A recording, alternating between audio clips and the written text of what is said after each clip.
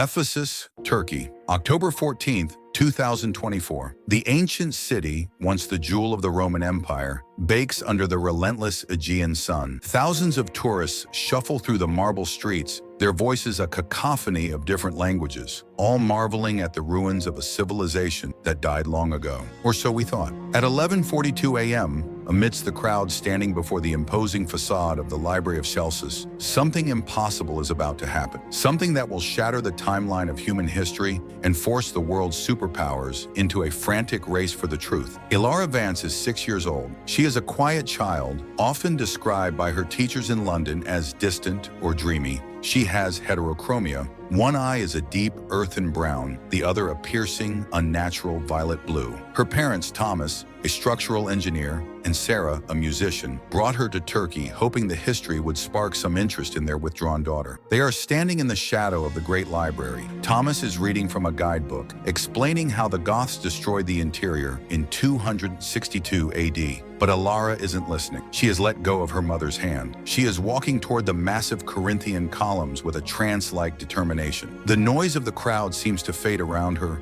replaced by a low, thrumming hum that only she can hear. "Elara, come back here," Sarah calls out, wiping sweat from her brow. But Elara doesn't stop. She reaches the central pillar, a monolith of weathered marble that has stood silent for millennia. She doesn't just touch it. She presses her ear against the cold stone. She closes her eyes. And then she screams. It isn't a scream of pain. It is a scream of pure, terrified recognition. They are screaming. The fire didn't burn the books. The fire burned the song. Her voice, usually soft and childlike, amplifies. It resonates through the courtyard with the volume of a loudspeaker, though she has no microphone. The ground beneath the tourists' feet trembled. Not an earthquake, but a vibration, a specific mathematical frequency. Suddenly, Elara pulls back and strikes the pillar with her small open palm. Once, twice, 3 times in a syncopated rhythm. Crack. The sound is like a gunshot. A fissure appears on the indestructible marble column, glowing with a faint amber light. The tourists scream and scatter. Security guards rush forward, but Elara falls to her knees, her eyes rolling back into her head, exposing the whites. She begins to speak. She does not speak English. She does not speak Turkish. She speaks a dialect of ancient Greek that hasn't been heard since the days of Hypatia, but it is mixed with something else. Complex, harmonic overtones that sound like a choir singing behind her words. "The keeper is awake," she intones, her voice overlapping with itself. The frequency of the stone is unlocked. The silence is ending. We must reset the echo before the red star returns. Thomas rushes to his daughter, scooping her up in his arms. Her skin is burning hot, radiating a fever that seems to come from her very bones. As he runs toward the exit, shouting for a medic, the tourists left behind witness the impossible. The cracks in the Library of Celsus are spreading, forming a perfect geometric map on the facade. And from deep beneath the earth, a sound answers Elara, a deep, mechanical groan, like a great beast waking from a hibernation of 2,000 years. What the Vance family doesn't know is that their holiday is over. Their lives as normal citizens are over. Because Elara didn't just break a pillar, she acted as a biometric key. She just logged into a system that has been waiting for her genetic signature since the fall of Alexandria. The video of the incident, captured by a Japanese tourist, was uploaded to TikTok and amassed 40 million views in 3 hours before being scrubbed by an unknown algorithm. But 40 million people saw the stone glow. 40 million people heard the voice that shouldn't exist. One of those people was Professor Silas Thorne. Silas Thorne sits in his cluttered office at Oxford University, a bottle of cheap whiskey on his desk. He is a pariah in the archaeological community. Once a brilliant linguist and expert in archaeoacoustics, the study of sound in ancient spaces, he was laughed out of the academy 5 years ago for publishing a paper titled The Sonic Masonry: How Ancient Civilizations Used Vibration to Shape Stone. He watches the video of Elara for the 50th time. He isn't looking at the glowing cracks. He is analyzing the audio waveform on his computer. "It's not a voice," he whispers, his hands shaking as he adjusts the frequency filter. "It's a data stream." The waveform of Elara's scream contains hidden data. When slowed down by 800%, it isn't a scream at all. It's a set of coordinates. and a name. Artemis, Silas packs a bag. He knows he has to find this child. He knows that the intelligence agencies of 3 different countries are already looking for her, but he has something they don't: the translation key he spent 20 years developing. The Vance family is being held in a private medical facility in Izmir, ostensibly for observation regarding Elara's sudden seizure. But the doctors aren't pediatricians. They are men in dark suits who don't give their names. Elara sits on the hospital bed drawing. She has covered the white sheets in black marker, not with pictures of ponies, but with complex wave interference pattern, fractals. "Who are you talking to, Elara?" Sarah asks, her eyes red from crying. Elara looks up. The violet in her left eye seems to be swirling. "The stone lady, Mommy. She's lonely. She's been holding her breath for so long. She wants to exhale." "Who is the stone lady?" "The librarian," Elara answers matter-of-factly. "She says the men in the suits are deaf. They can't hear the music. Only the professor can hear the music." "Which professor?" "The sad one, the one who drinks the brown water. He is coming." 6 hours later, Silas Thorne manages to bluff his way into the facility using old credentials and a contact in the Turkish Ministry of Culture who owes him a favor. When he enters the room, Thomas stands up aggressively, protecting his daughter. "Get out. No more doctors." "I'm not a doctor," Silas says, raising his hands.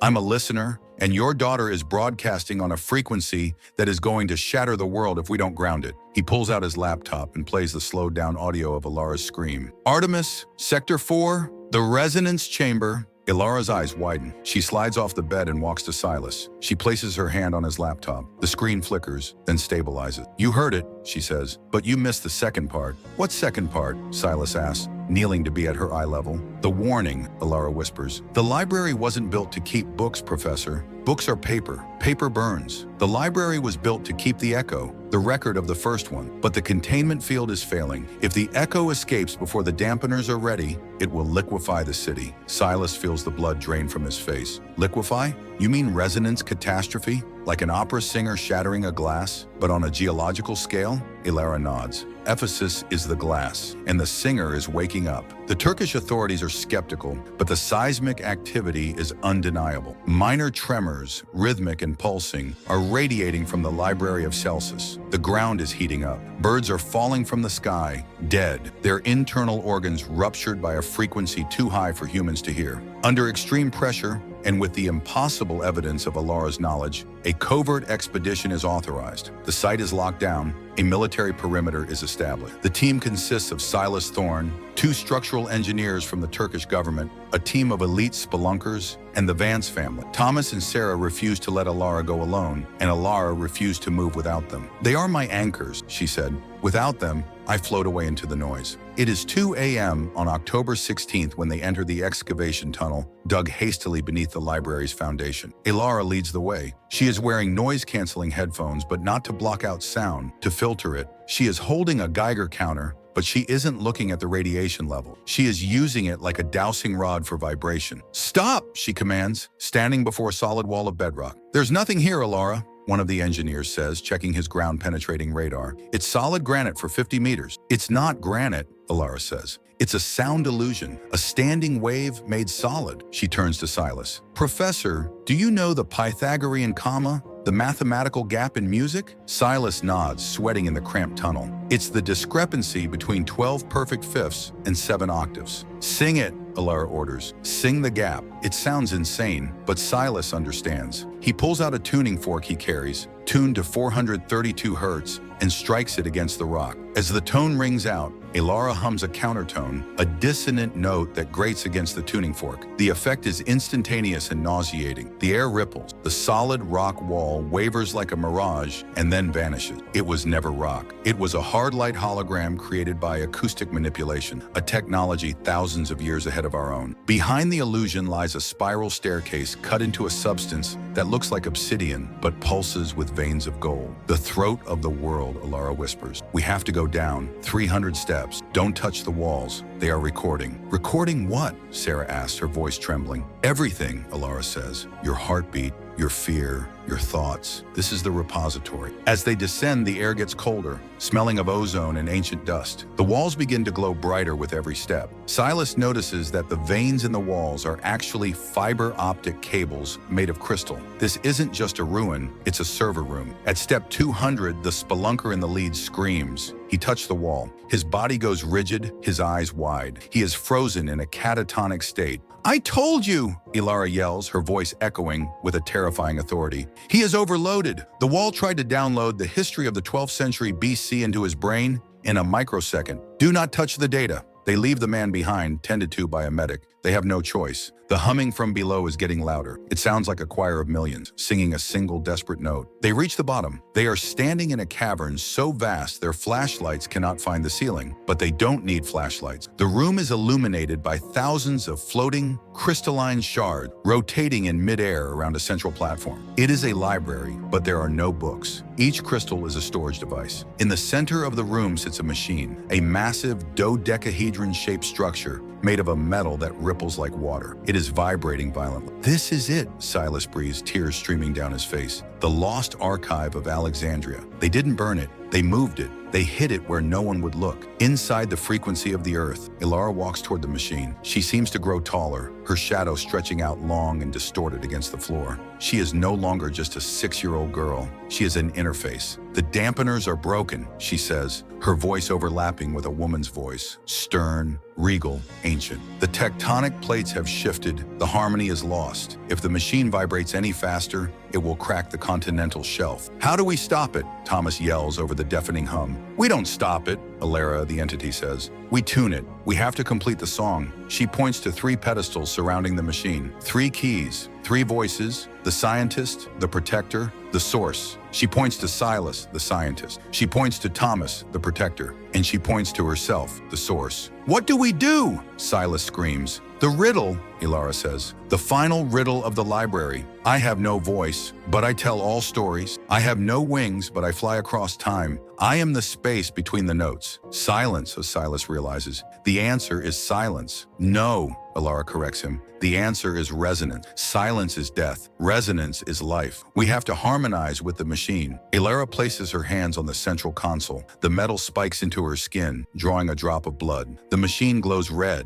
then white. She begins to sing. It is not a song anyone has ever heard. It is a complex mathematical sequence of tones. She looks at Silas. "Now, the frequency of the sun." Silas understands. He calculates the frequency based on the dimensions of the room, 100 to 26.22 hertz. He begins to chant the tone. She looks at Thomas. "The frequency of the earth, the heartbeat." Thomas, terrified but driven by love for his daughter, hums the low rhythmic thrum he feels in his chest. The Schumann resonance, 7.83 hertz. The 3 sounds combine: the child, the scientist, the father. The chaotic vibration of the machine stabilizes. The floating crystals slow down. The violent red light fades into a calm, pulsing blue. The liquefaction of the city above stopped. The birds stopped falling. But then the machine opened. From the center of the machine, a holographic projection emerges. It is not a recording. It is an AI, or a consciousness preserved in light. A woman dressed in the robes of a philosopher, with eyes that match Elara's violet one. "Hypatia," Silas whispers, "the last librarian of Alexandria." The projection looks at Elara. "You have returned, little sister. The cycle is almost complete."